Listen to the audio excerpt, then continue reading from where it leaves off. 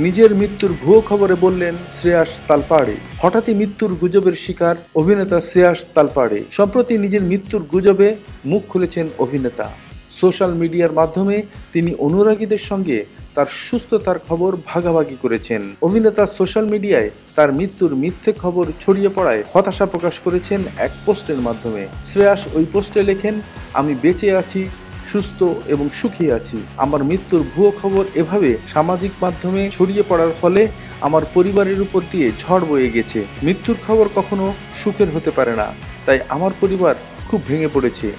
নেটিজেনদের উদ্দেশ্যে শ্রেয়াস আরও লেখেন, সোশ্যাল মিডিয়ার ভুয়ো খবর এবং ট্রলিংয়ের সঙ্গে আমি পরিচিত, কিন্তু কারো মৃত্যুর সংবাদ নিয়ে কখনো হাসির খোরাক করা উচিত নয়। এটা কোনো রসিকতার বিষয়বস্তু হতে পারে না। এবার দক্ষিণী ছবিতে আমির খান। আমির খান এই মুহূর্তে তার আগামী ছবি সিতারে জামিন পারের শুটিংয়ে ব্যস্ত।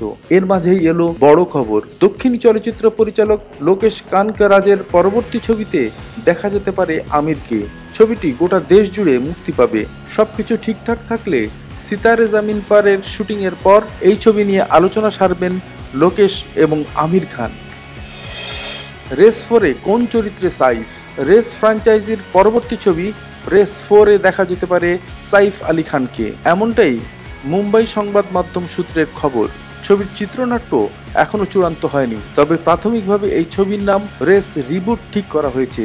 জানা যাচ্ছে সব ঠিক থাকলে আগামী বছর 2025 সালে শুটিং শুরু হবে।